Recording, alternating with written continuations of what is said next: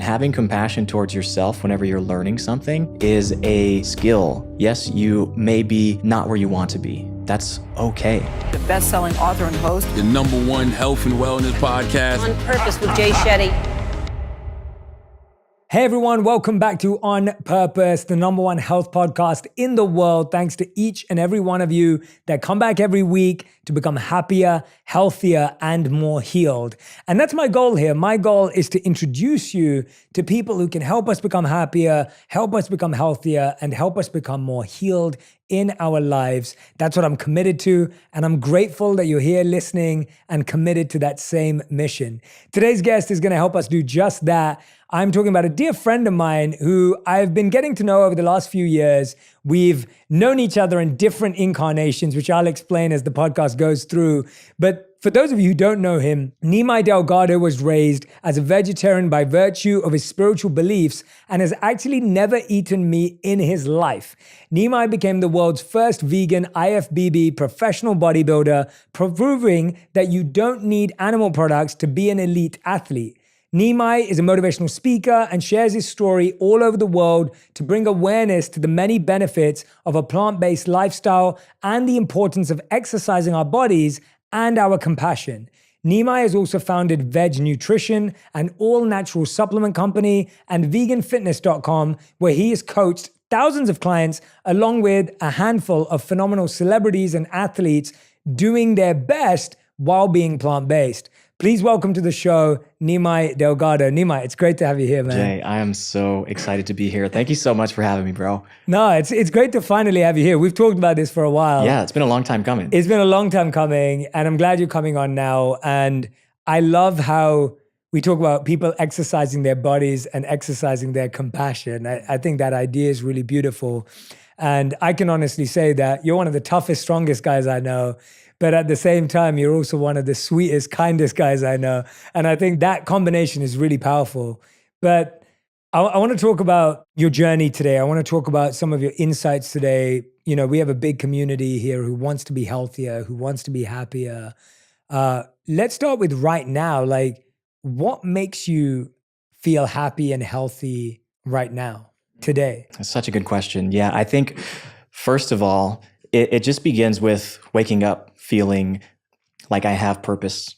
Definitely waking up, tending to myself first and foremost, my morning routine, my water, my meditation practices, all of these things that I've slowly built the practice of over the course of 10, 15 years that have now been so ingrained into the fabric of who I am. And that is what really keeps me feeling good and showing up for whatever the day has to throw at me. So, I mean, once you find that, then it really does allow you to like live in that healthy space to where you can show up and handle anything, really. Yeah, and I've seen you share some of those on Instagram and on social media. Could you walk us through like what have become those key principles of your morning routine or evening routine that you turn to, and which are the ones that you've developed? Mm-hmm. Yeah. So first of all, so what time I wake up. I'm sure you've had plenty of guests on the show that talk about the benefits of waking up early. I try to wake up at the same time every morning. So for me, that's anywhere like around 6 o'clock. Same as me, yeah, I don't have an alarm clock. I just naturally wake up at that time. My body's just like, all right, ready to go. And then I just drink my cup of water and I will find a quiet space. I have a little meditation station in my house with my red light, and I'll just sit and just breathe. And it's not perfect every morning. This is what I don't want to preach or come on here and talk about is perfection. I really am not a perfect person. And I want to really first and foremost make that clear because it's not perfect. But the days that I do show up, I show up to the degree that I can. So sometimes that's 20 minutes, sometimes that's longer, sometimes it's even 5. And for me, that tone of really setting the tone for the rest of my day with intention, with that piece of just tapping into whatever my body needs that morning, and then letting that dictate how I operate for the rest of the day. That's beautiful. And what are the benefits of red light for those who don't know? Because you said you meditate there with the red light. What's that for? Yeah, so there's plenty of benefits behind red light. I'm not an expert in it, but I believe it was developed by NASA. They have like over 500 different scientific studies that show some of the benefits. I believe the main benefit is with ATP production. So it's the energy produced by your cells. So it helps you rejuvenate cells and get rid of old damaged cells and replace them with new cells. So for somebody who wants to recover from athletic training, it's a great way to start your day. It also helps with skin if somebody has some skin issues there too. So, and it's also just nice it provides a little bit of heat too. So it can just like provide that nice ambient lighting in the morning when it's still dark outside to just start your day with a little bit less of this like bright white light. Yeah. Wow. Yeah, that's cool. I've used it I used it recently after I had surgery. And so, nice. That's, I was recommended to use it. I was intrigued why someone would use it when they're not had surgery, but that's good to know. I love that. And I love what you're saying about not being perfect, right? I think people often think that when someone comes on a podcast or they talk about something that they've nailed it and their life works like clockwork and they wake up at the same time every day and they meditate for the same amount of time. And that's amazing if that's true for you and it happens, but it rarely does. I wanted to go backwards into your life. Today, obviously, you've, famously known for being in the documentary Game Changers, and that was exec produced by James Cameron, Arnold Schwarzenegger, Jackie Chan, Lewis Hamilton, and, people that you know well as well. And that's incredible to see how far plant-based lifestyle, vegan lifestyle, athletic ability has come. I guess my question is, do you feel that you, at this stage, before we go back, what do you feel you proved to yourself? Like when I read things like you've never eaten meat and that, you don't need animal products to be an elite athlete, is that something you set out to do? Is that something that was important to you? Or is that something that kind of has just happened in society as something that interests people? So for me personally, it was never something that I had set out to do. I had honestly been ashamed of being plant-based. So I was, like you mentioned earlier in the podcast, I was raised vegetarian by virtue of my parents' spiritual beliefs, of which I was raised with as well. And one of those beliefs is ahimsa, which I'm sure you're very familiar with, which is just trying to live a life and not contribute to any unnecessary harm or suffering and try to lead with compassion. So by virtue of trying to follow that, it leads me to make the choice to not consume animal products. And when I was raised vegetarian, I grew up in Mississippi, and there weren't too many vegetarians in Mississippi. And I would constantly get questioned and asked about my spiritual beliefs whenever I was younger. And I didn't have the vernacular or the language to really explain myself. So I tended to become more withdrawn or just a little bit more avoidant whenever people would ask me that question. And it really wasn't until my later years when I was mid-20s when I leaned into that part of myself and started to really embrace and own my belief and being proud of that belief.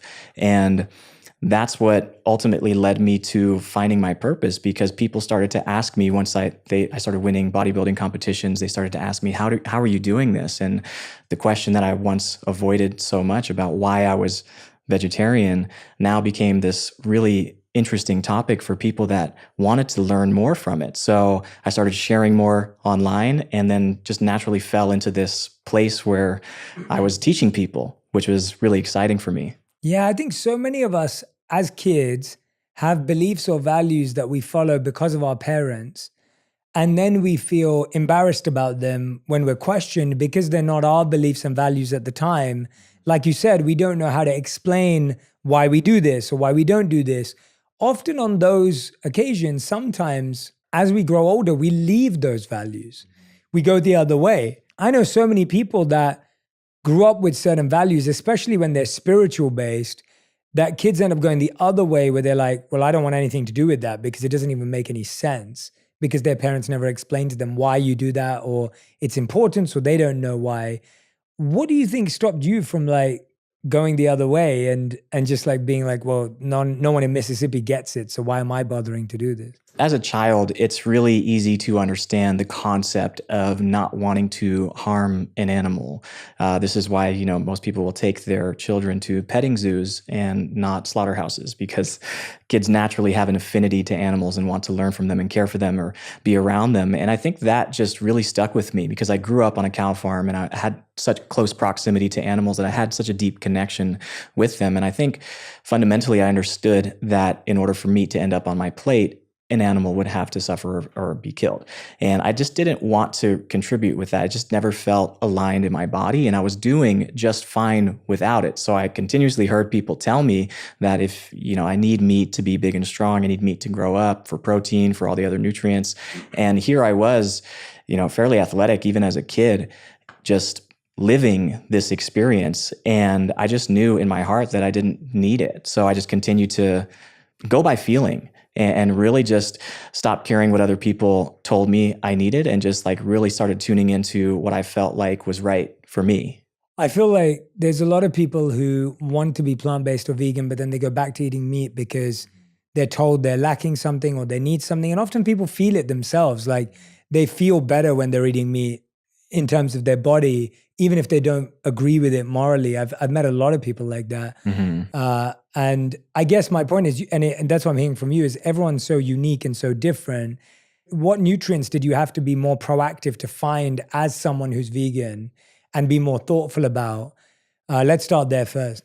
Yeah. So, I mean, the first topic that most people tend to bring up is protein. Protein is an important nutrient that has many purposes in the body, including recovery, including many, just for overall health and vitality, you need protein. I'm not denying that. But I think that there's a lack of education when it comes to the amount of protein that plants provide. So I, growing up, never really concerned myself with an amount of protein. I just ate what my parents would provide me with. And that was like lentils, pastas, things that naturally contain protein, but it doesn't have animal protein. So that is the biggest kind of conversation that I normally have on a daily basis, is where do you get your protein from? Mm-hmm. And I think it's important to realize for people understanding how much protein you actually need. And everybody's different. Like you said, I'm not here to tell anybody how to live their life. That's it's not my intention whatsoever. I'm here to just talk about my experience and have the conversation with people who are genuinely interested in learning about this lifestyle and possibly feeling even more vitality, which is what I experienced whenever I went fully plant-based. So protein, the other big one is B12. So B12 is a micronutrient that, we don't naturally get in our diet based off the sterile nature of the way that we grow our crops. We used to get it from soil and streams of water. So now most B12 is supplemented and even given to animals. So people that consume animal products are getting supplemented B12 that are fed to the animals. So you're getting it secondhand. So it's not just a vegan issue at this point in time. It's a general population issue that people, I believe up to 40% of the population has suboptimal levels of B12. So supplementing with that is a wise choice just to kind of ensure that. Mm-hmm. And then the other one's iron. I mean, that's another big one for anybody that has potentially anemia or anything like that. But there are plenty of vegetables that provide more than enough iron. It's just about really understanding how to eat and consume a diverse amount of vegetables in your diet that will cover these nutritional gaps. And it all boils down to education first and foremost. Yeah, no, and I agree with you that, for me as well, definitely not a proponent or an evangelist of a certain type of lifestyle. And, I think everyone has to make their own decisions. I know that I went from being vegetarian to being plant-based overnight, which I think I would have done differently had I known what I know now. I think I would have done things more gradually and been more aware of things like B12 and omega-3s and these kind of things and iron and so many other things. I still would have made the decision to become plant-based. I feel far more energetic today. I feel far more, my immunity is far stronger today. Like I feel much better being plant-based without a doubt. I just wish I made my journey towards it a lot easier. And so I'm very mindful now where it was like, I went from literally being vegetarian to plant-based, like literally overnight. Yeah. Yeah. So did I. Yeah, exactly. And I think there were a few things that I could have avoided if I didn't do that. Uh-huh. So, but with your journey, so you grew up in Mississippi in a spiritual home, you're already vegetarian. And I guess when you're brought up in a spiritual environment, and I don't meet many people, I don't think we've interviewed many people who grew up directly in a spiritual environment. A, what does that mean? And B, like, how did that affect your values and goals and ambitions in life? Like, how did that Yeah, so it definitely gave me perspective because the environment that I grew up in, it was a faith-based community. The difference was that the spiritual belief was very different than the surrounding spiritual beliefs because we were a Hare Krishna community, which is a division of Hinduism. So my parents actually converted from Catholicism to Hinduism in Argentina, and they are deeply spiritual people. They decided that they wanted to devote their lives to their spiritual practice. So they renounced all their possessions and they decided to go live in the temple. I mean, you have had you know that experience. Yeah. And they had my brother, they had my sister, and they bounced around South America and then eventually was told about an opportunity to come live in a spiritual community in South Mississippi. And so they immigrated to the United States with basically $200 in their pockets and 2.5 kids pregnant with me. And that's where I was born and raised. And it was really quite unique because it was a community. Like I remember calling all of the mothers in the community mother because we would go to the temple, we would go around the farm, we had cows, we had our own garden. Everybody had a role in the community, and it was really beautiful. Now that I look back at it, before when I was younger and I started to integrate into the more traditional Southern culture because I went to public school, that brought about a lot of challenges for me because it was like I was living in this bubble and then venturing out into the other world. Was that for high school? It was from all the way from kindergarten to high school. So you're saying going from home to then going to kindergarten and high school. So you went to a public school, yeah. But you was, right. Yeah. So that brought about its own challenges because, like I said, I was just very different from my peers, and it made me appreciate other people and their differences because I would get questioned so much about my spiritual beliefs, my practices, my family, my home life, and also hear much of the judgments that came along with being so different. And, I appear the way I do, so I don't look like a Hindu person, like most people associate Hinduism with being from India, and much of the culture that I grew up in that community were Indian. So I kind of felt like an outcast within the community and then felt like an outcast outside of that community as well. So it was very difficult for me to find my own identity. So I got very good at observing other people and really just having compassion for different forms of life without judging because I knew what it was like to be judged growing up. Yeah. Wow. Yeah. And that's hard, right? Like when you grow up without feeling like home's not home, and then away from home doesn't feel like home. But it sounds like you were able to process it in a healthy way, right? Like the ability to learn not to judge, the ability to be okay with people having differences, the ability to understand that everyone was unique and everyone was, on their own path or whatever it may be. Like that sounds like a really healthy mindset.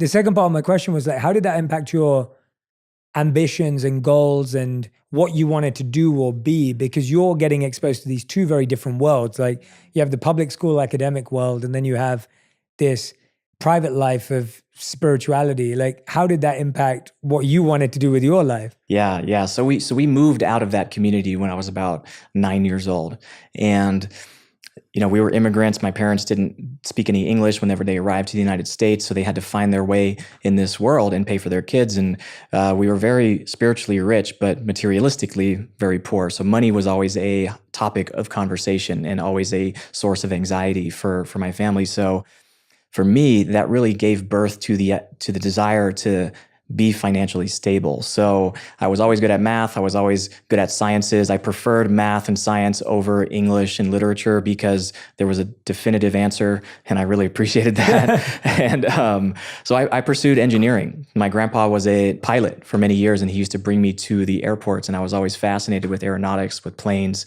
And so my original intention was to become an aeronautical engineer. And when I went to college, there was no degree for that. So I switched to the next best thing, which was mechanical engineering. So I got my degree in mechanical engineering. But what's interesting though, is that I never really felt a strong connection to it. It was purely coming from the place of what position or what career can I have that's going to provide that security, that financial stability, because I didn't want to be in the position that I witnessed growing up so much. Yeah. And I think that's so interesting because I feel like if most of us looked at what we pursue, it comes from a pain we had in our childhood or our past, where it's like you're pursuing something because you didn't have it growing up, or you're pursuing something because you did have it growing up. And I don't know if we all ever stopped to think, why am I pursuing this? Like, when was it where you started to realize, why am I pursuing this?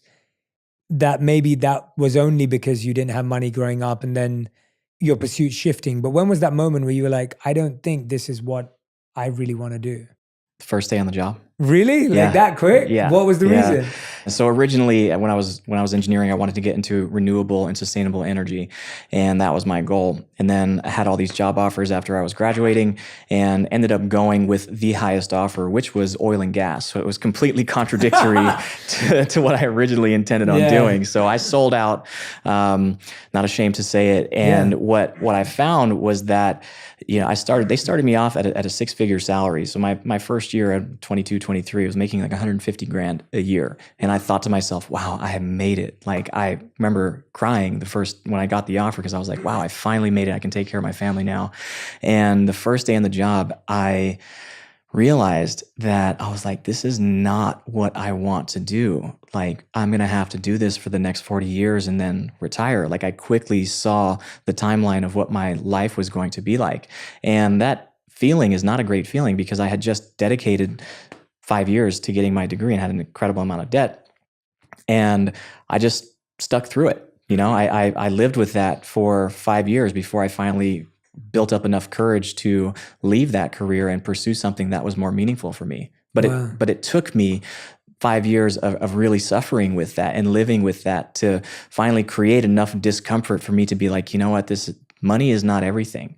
And I really feel like I have a deeper purpose, and I feel like I can make a greater impact in the world and be of better service to people by leaning into this thing that I had been doing on the side, which was basically teaching people how to be vegan and in shape. I want to dive into that with you, because I remember setting out too. I really wanted to do art and design at university, like at college. That was what I wanted to do. That was my favorite subject in high school. And I traded it to do a business degree, even though I did focus on and discovered behavioral science, which I fell in love with, which was actually my passion with art and design, which I later discovered.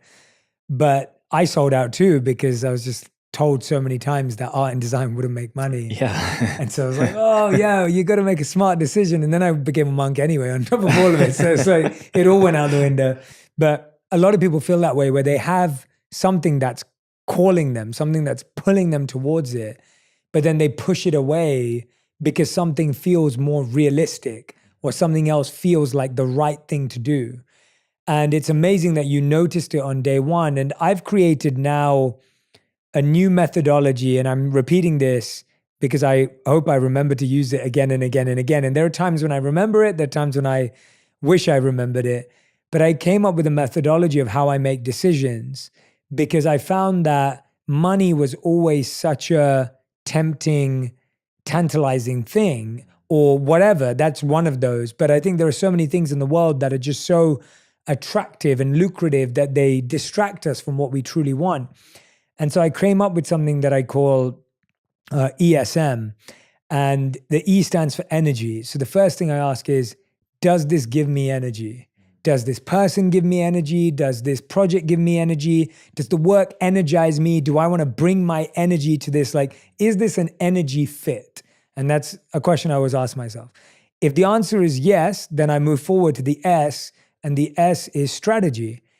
Okay, my energy feels good. It's like my heart feels good, but is this strategic? Like, does this strategically make sense? Does it make sense on the basis of, do we also have the right idea? Sometimes something makes sense energetically, but if there isn't a strategy behind it, it won't last. It's not sustainable.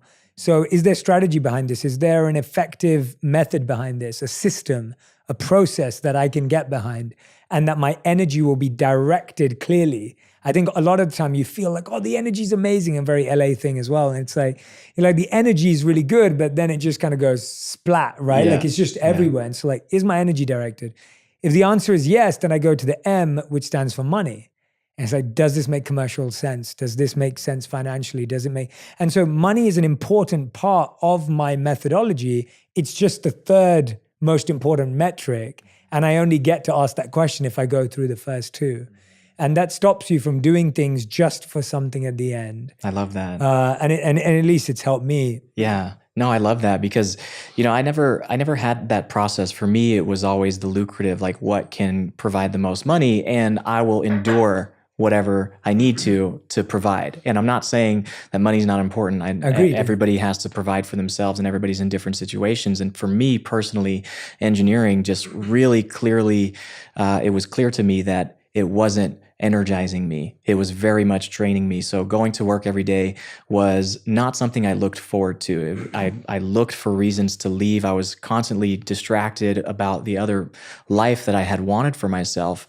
And, I used to think that doing something that you love and making money were mutually exclusive. Same. I didn't know that you could marry the two. And now I believe that a career I define career as a profitable source of pleasure. So doing something that I love first and foremost, you will every time get really good at it. And when you're good at anything, you can master it and you can teach it to others. And I never once in a million years thought that I would be doing what I'm doing, but I did it just on the side for free because it brought me that much joy and fulfillment just for myself. And once I started to see the ripple and the curiosity from other people and thought to myself, wow, I can really make a difference in somebody's life just by sharing how I'm living. And that's when I really found the conviction to say, you know what?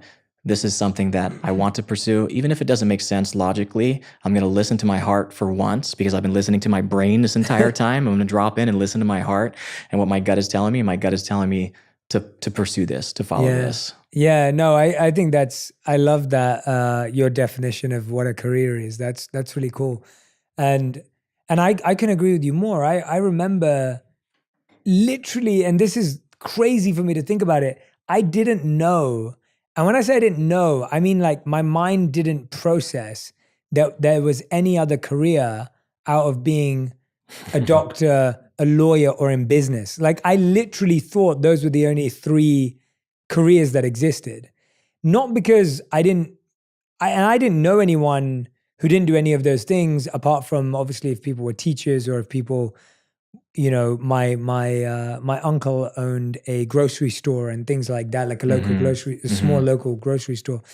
And so things like that, but I didn't have context over you could be something else. And therefore it was those three things. And I never liked medicine, I never liked law. And so I had to do business. And because art and design wasn't a career. So I get that. And I think a lot of people live that way and feel that way.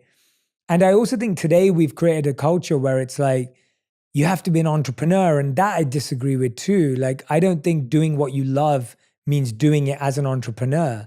I think there are phenomenally talented people who work inside organizations. And when you think about some of the CEOs of the biggest companies today, they didn't found them. Like Sundar Pichai, who's CEO of Google, or Tim Cook, who's CEO of Apple. Like they didn't build those companies. And they became so successful within an organization that they run. And so I do think that we're also living at that other extreme now, where it's like, you have to quit your job and do something you love. And I'm like, well, that doesn't make sense either. Like maybe some people are going to find what they love inside a career and inside a workplace.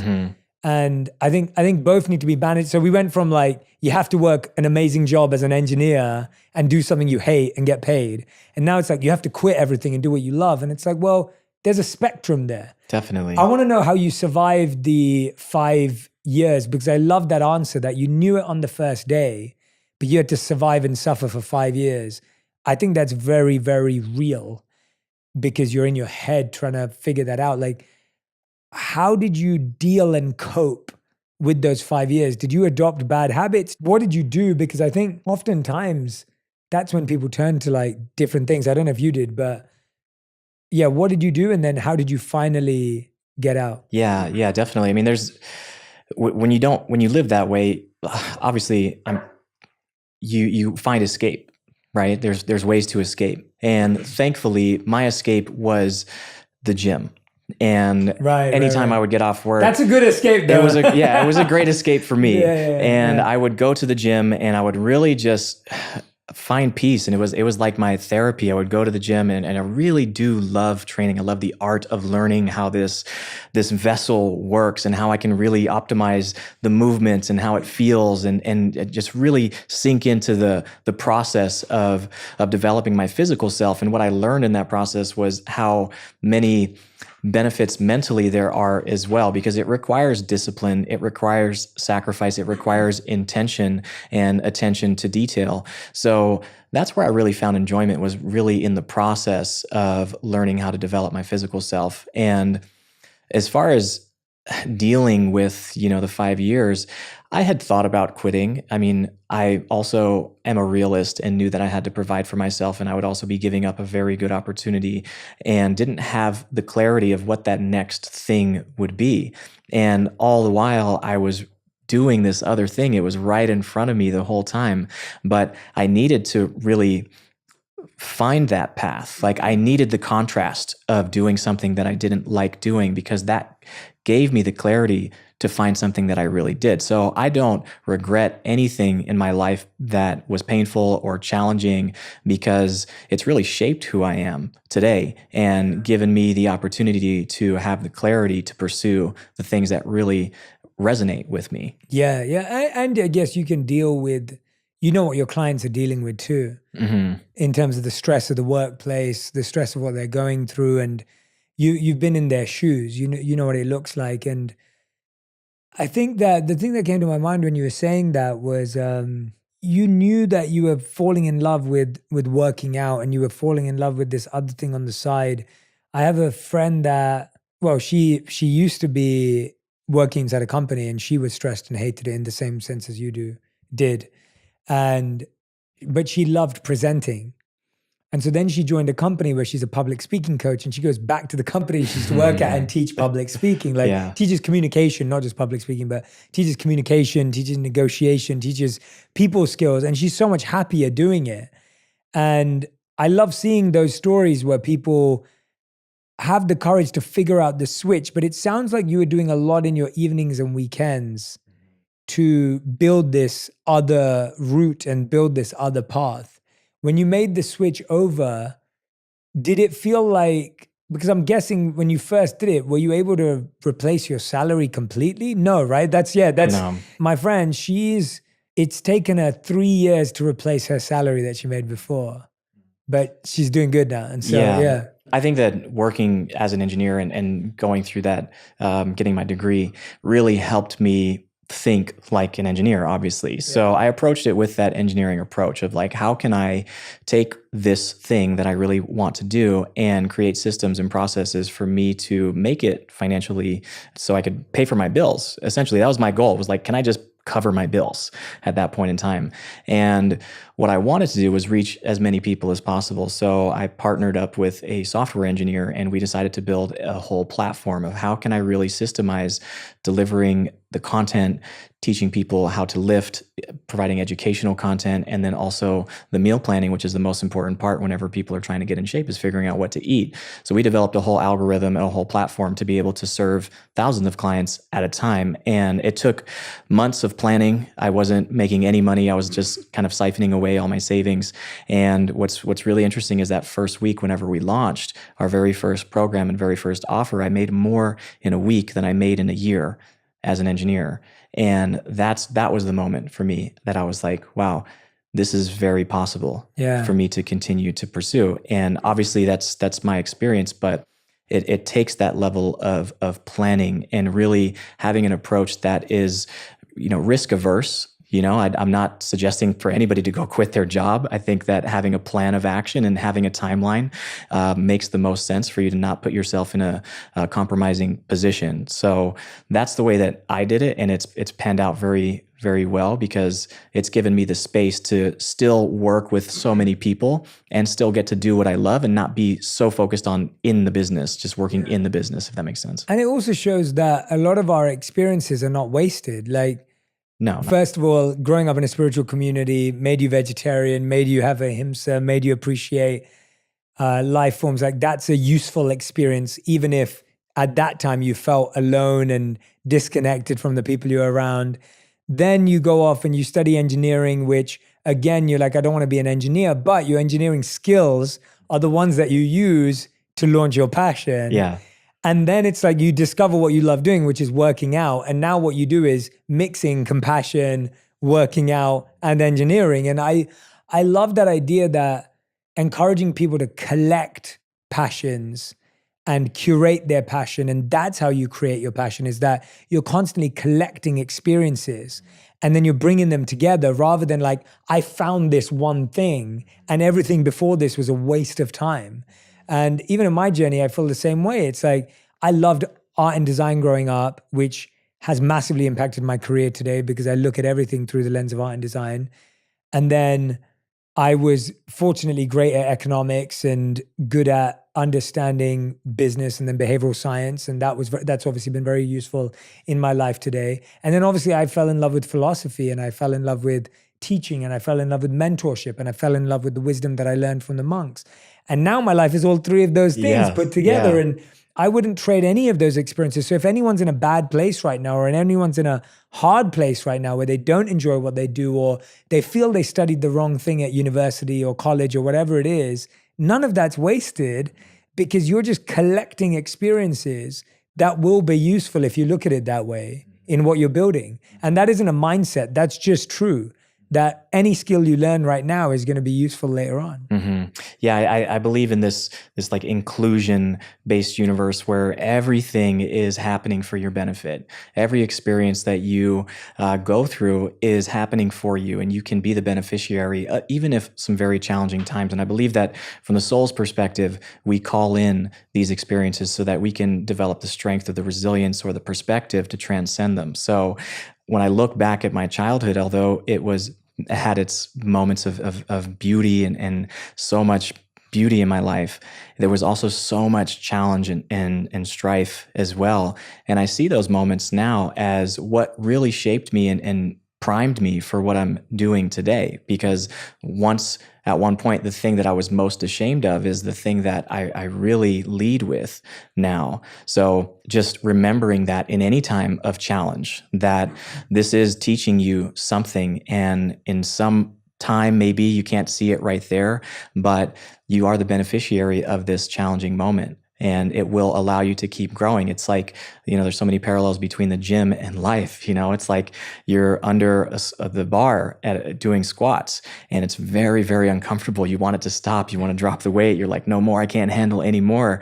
And then you push through. And on the other side of that, you develop the strength and the resilience, and your body adapts and you grow so that you can handle that plus some the next time. So that's the way that I really try to approach any challenge these days, is like, okay, bring it on. I accept the challenge because I called this experience into my life so that I could transcend it. What's the mindset, and where did bodybuilding come into it? Like, what's the mindset behind wanting to do that? Where does that come from? And what was that journey like? Because I think we hear about it a lot, I think, from celebrities in the media who have to look a certain way for movies or things like that. And then they come out years later and they tell you how unhealthy it was.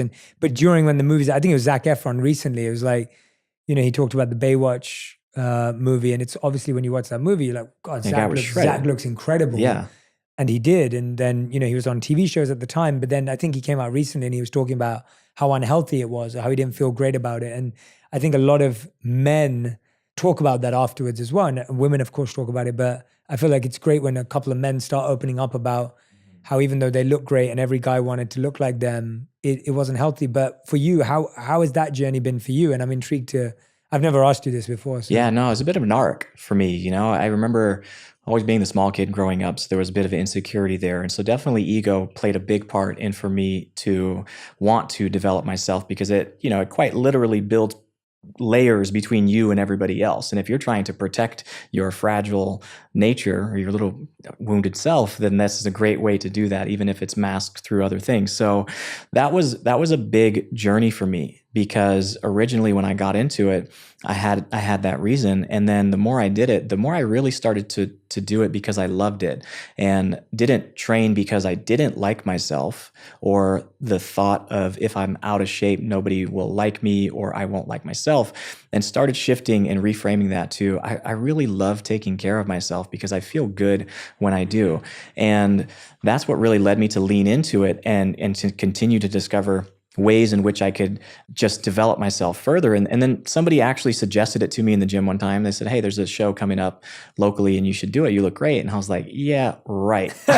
You could not pay me to do that. And then I thought about it. I was like, I don't have anything else going on. This could be some new challenge, something exciting. I did it and ended up winning the first show that I competed in. So obviously when you excel at something, it motivates you even further. So yeah. So then the marriage of like teaching people how to do what I did without eating any animal products felt really aligned with me, because I had heard up until that point that you couldn't win a bodybuilding show or bodybuilders need animal protein. So here I was showing other people that you could do it. And that's what I really felt the call beyond myself to say, hey, if I can inspire other people to live more compassionately, then this is worth me pursuing because it brings me that much more fulfillment. And I see the difference that it's making in maybe that they might be complete strangers to me, but it's nice to know that people are out there listening. Yeah. And that's when I continued and eventually became pro, eventually did that for a few years. But then afterwards, I got wrapped up in the identity of like being a bodybuilder. And that's when I started to recognize that, hey, maybe this isn't for me anymore, because I'm attaching so much of who I am to what I look like. And that doesn't feel good anymore. So that's when I decided to step away from the sport altogether and just retire in 2018. I mean, that's a real journey because, like you said, it often starts with like ego or validation from ourselves, from others. Then you kind of get to a point, if you're lucky, where you're like, okay, now I'm doing it for myself and I enjoy it. Talk to me a bit about that journey, because I think that's the hardest part of that journey, is like going from like, I do this because I want the validation from myself and others and I want to protect, the younger me, to I'm actually going to do this because I like feeling better. Like, walk me through some of the steps there, because I feel like, that feels like a long, long journey. Mm-hmm. Yeah, it was for sure. And the ego is a funny thing, because once you shine the light of awareness on a part of your ego, it just kind of dances into the shadow and it becomes a little bit more insidious and tricky and shows up in new ways. So for me, it kept showing up in different ways to where I was realizing that it wasn't bringing me happiness anymore. Like I felt this obligation, this pressure to be this person. And at the time, my following was continuously rising as my popularity grew. And really just the exposure to people's comments and things that they had to say about me, I started to notice how much it was affecting me, and specifically focusing on negativity. And I was like, why am I really focusing on this and allowing it to really disrupt my internal state? And that's when I started to get real with myself and saying, oh, because I am seeking this validation and it means so much to me. And when people think highly of me and when they don't, it really affects me mentally. So that's when I started to take a step back, do more self-reflection and say, maybe I'm not doing this for the right reasons anymore, and I should explore that. Yeah. And I like that reflection, because I always try and walk into things with the right intention. And then I try and reflect on my intention while I'm doing it. And I can often find that it's easy for your intention to get distorted. And then I ask myself, can I bring my intention back to doing it for the right thing? And then if I can't, that's when I leave it. So my goal is always, I try and start with the right motivation, the right approach. And then it's natural for it to get distorted. That's always going to happen to any of us, because we're not perfect, because we haven't got everything figured out. And so I'll realize that, oh, maybe I did kind of go too far this way. And then I'll see if I have the ability to come back. And sometimes I do and sometimes I don't. And so it sounds like you went through that same process of, can I do this again for the right reasons? When you were doing it at its peak and you had people coming up to you, talking to you about compassion and plant-based life and veganism, like, did people notice that? Were they aware of that? And then what would they say to you? Like, what was people's reactions? I'm just intrigued. Yeah, I mean, there's always a lot of curiosity, a lot of interest whenever you hear somebody doing something that's unorthodox. So, a vegan bodybuilder is an oxymoron for a lot of people. They don't believe it's possible. So, to see somebody doing it and competing at the highest level, it brought its own pressures to me because people, especially the vegan movement, tended to pedestalize me and use me as this poster boy, this example for somebody who could do this, which I enjoyed and then also equally didn't enjoy because I would be thrown into arguments online and people would just use me as this example where I just open up my phone and just see all these comments of people arguing back and forth. And again, my goal was to never be polarizing online, or it was to inspire the people that really wanted to live this way. So that also played a huge impact into reassessing what kind of message I'm putting out there, and to really, again, just lead with compassion and show that you can coexist with people who have different views on life, different perspectives than you. We're often more times more common than we are different. Yeah. So that's another reason why I felt like bodybuilding is a sport of comparison. It's me literally lined up to another person and comparing the two. And I always approached that sport with, it's always just me versus me. I could never control what anybody else was doing outside of, that experience. It was like, you step on stage, it's not me versus these other guys. It's just me versus who I was yesterday. But that's really when I wanted to step away from the sport so I could continue to focus on the thing that I originally wanted to do, which was to help serve people in my highest capacity, which is when I started coaching after I left bodybuilding. Yeah, and that's what I find interesting too. It's like knowing when to quit something, and quitting stuff is such a good skill that I think is underrated. Like, we rate people in society for how long they can do something, as opposed to how quickly they can let go of something that doesn't serve them or serve others anymore. And I'm more interested in that sometimes, where I think about, like, I let go of being a monk at a time when I didn't feel like it served me or served others anymore. I let go of my corporate career because it didn't serve me or serve others anymore. I let go of the first content I created. We don't make content like that anymore because it didn't serve me or serve others anymore. And it's like we've evolved in so many ways. And I often think that we keep putting time you've done something on a pedestal, as opposed to time you stopped doing things that didn't make sense to you anymore. And so even hearing that from your perspective, and it's like, we did this bodybuilding, we achieved so much, and then I had to leave it behind in order to move into coaching.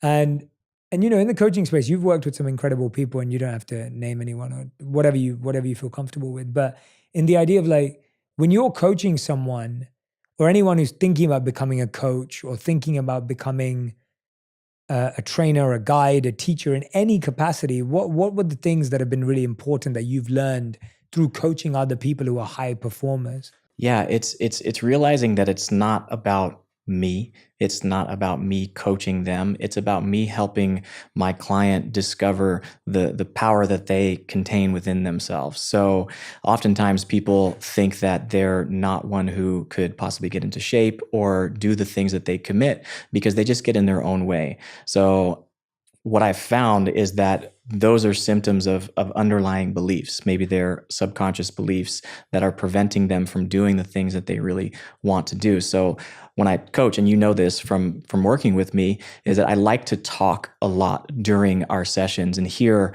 what your experience is like, because oftentimes language reveals so much about how we think.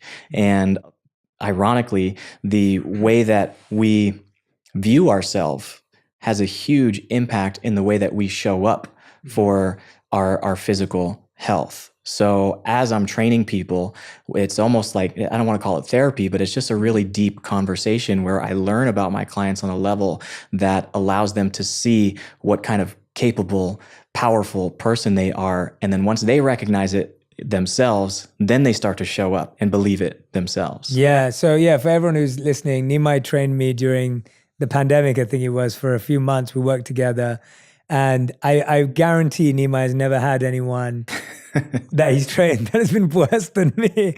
Literally, I would like, and Nimai's a great trainer, and he's everything he just said he is. Like, it was very like, therapeutic working with him, super supportive, constantly make me look for the power within myself. And I'd be like 9 times out of 10 after a session, I'd be lying on my bed for like 30 minutes, just trying to recover because I'd love the coolness of my bed. Yeah. And I would just need to sit there and just like take it in because it was so high intensity in a good way. But at the same time, I also broke through a lot of mental blocks I had around what I believed around what my body could do, or, what I believed my body was capable of. Like, we were able to dial back and start slower and build up again. And I think you were so great at doing that. Like, I think it's so beautiful. As I'm a coach too, and I think when I'm being coached, I really appreciate it when someone makes me feel like I can get there and that it's okay that I'm slower or that it's taking time.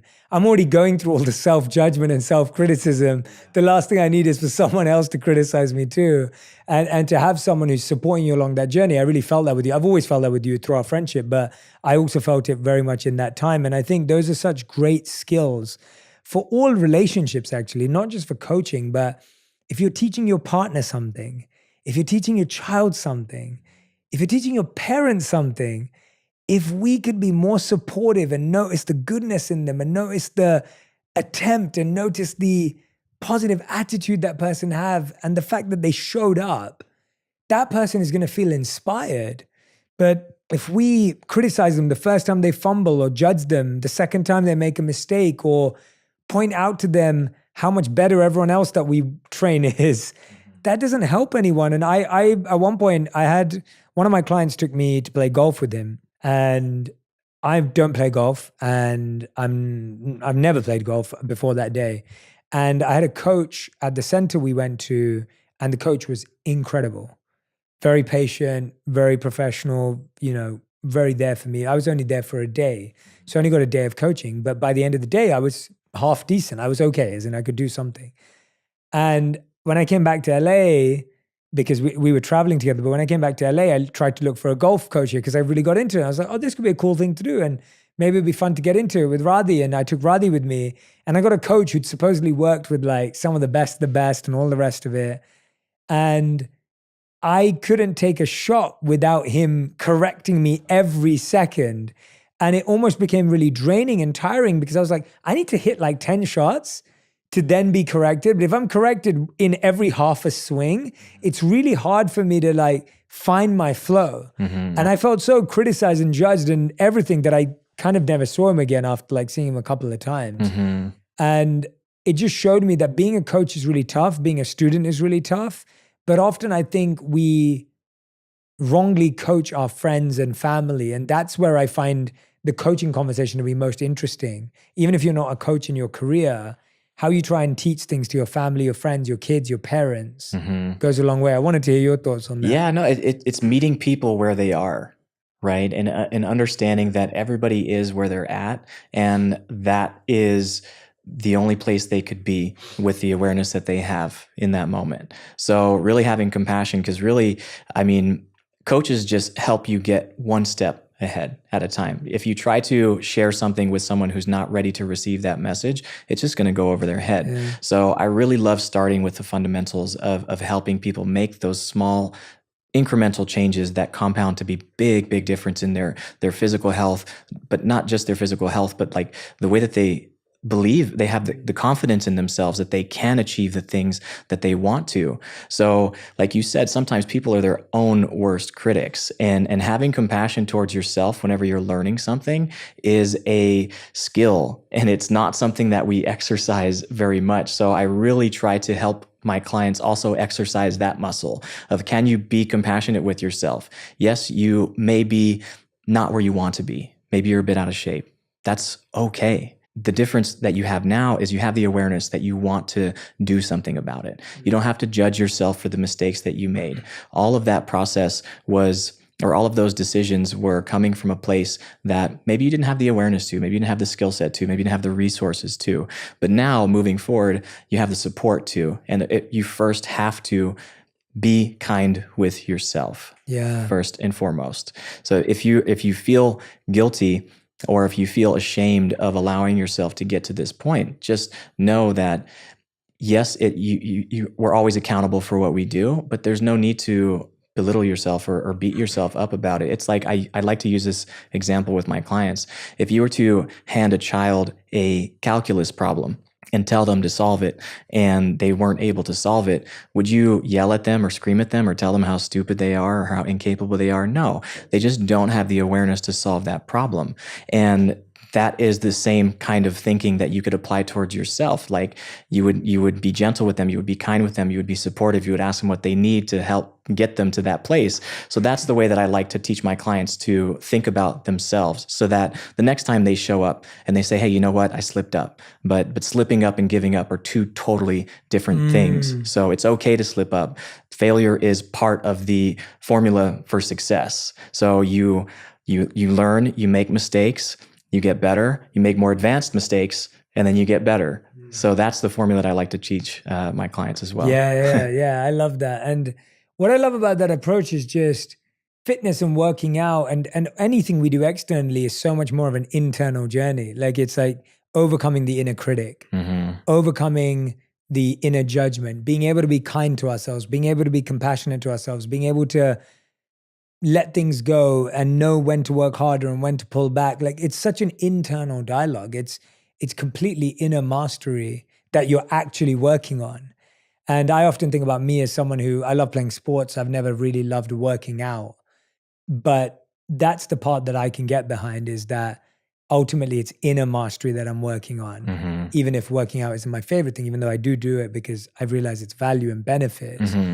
But that ultimately it's inner mastery that I'm trying to get through. Yeah. And focusing more on the process too, and not so much the outcome, because the outcome, yes, people are motivated by results, but if you're only motivated by results and they don't come in the timeline that you expect them to, then your motivation will tank. So finding that intrinsic motivation of not just looking a certain way in the mirror or seeing a certain number on the scale or being able to squat 1,000 pounds or anything like that, but really being intrinsically motivated by the feeling that you're looking to achieve by doing this. So showing up for yourself, going to the gym, and just remembering or just thinking about the feeling that you would get once you have that internal freedom within your body, the comfort of what it would feel like to just wake up and feel good.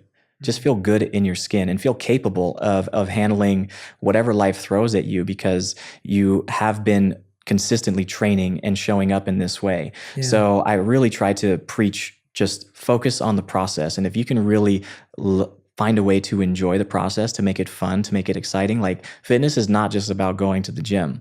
There's many different forms of fitness. So if you don't like training or you don't like lifting weights in a gym, like you could do tennis, or you could play soccer, you could go hiking, you could go biking, you could go paddleboarding. There's so many different things that once you find the enjoyment of it, then you're more likely to keep doing it. Yeah, absolutely. Nimai, it's been so dope talking to you, man. It's just like, I feel like there's so many great lessons from just hearing someone's journey. And, you know, even though we've been friends and we've talked before, it's like to actually hear your journey step by step. And I noticed this in everyone that I think is living happier, healthier, and healed lives, is that it's just that they took the time to reflect and then shift.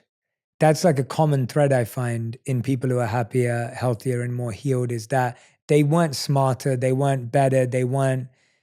And this applies to me too. It's like it's not that you were above anyone, and it's not that you were below. It's not that you were ahead or behind. It's that the only difference is you took the time to reflect and shift your life according to your reflection.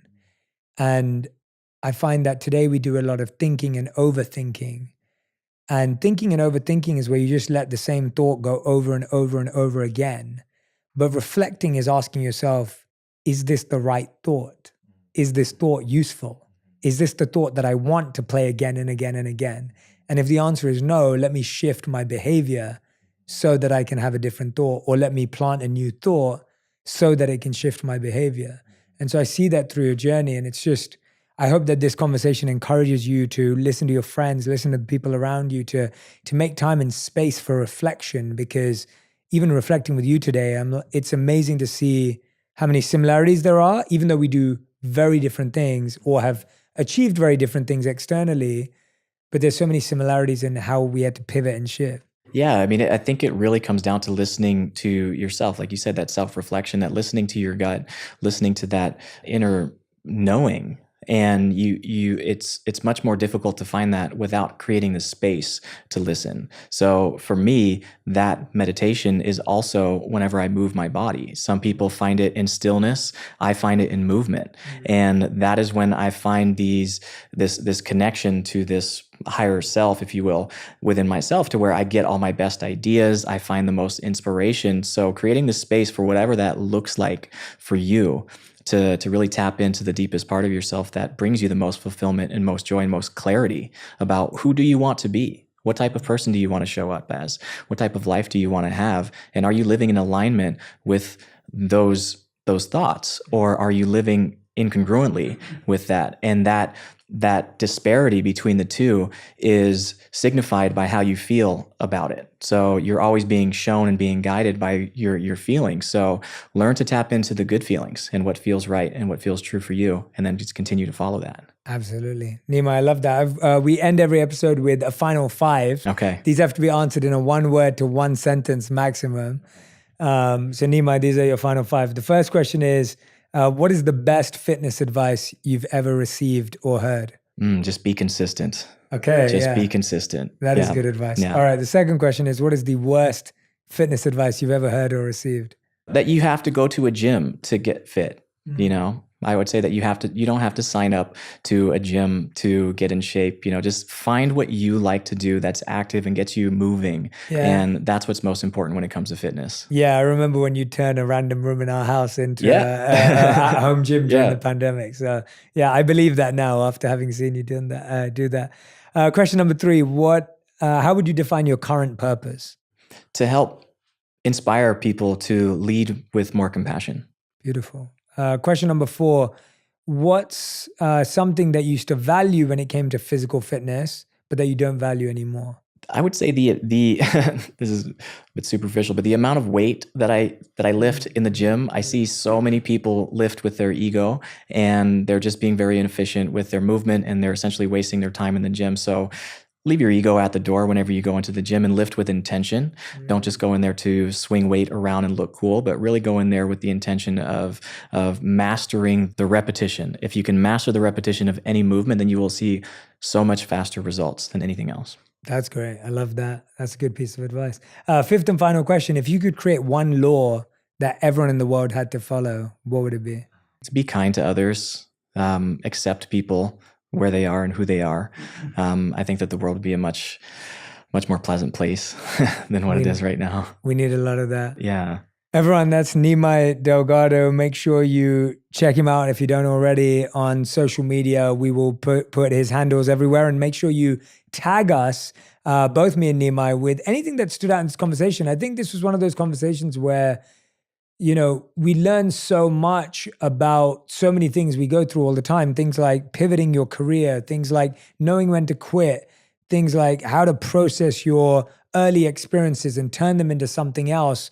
And then ultimately, how do you find what you love and live in that way and totally create a life around what you love and what you believe in, whether that's loving your workout or loving your career.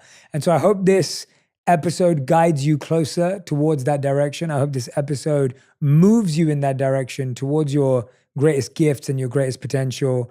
And I want to say a big thank you to Nimai for spending his time with us today.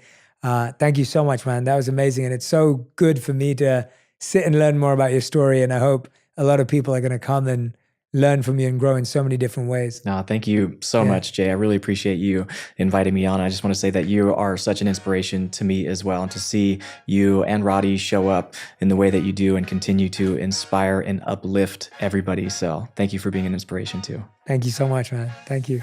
If you love this episode, you'll enjoy my conversation with Megan Trainor on breaking generational trauma and how to be confident from the inside out. My therapist told me stand in the mirror naked for 5 minutes. It was already tough for me to love my body, but after the C-section scar with all the stretch marks, now I'm looking at myself like I've been hacked. But day 3 when I did it, I was like, you know what? Her thighs are cute.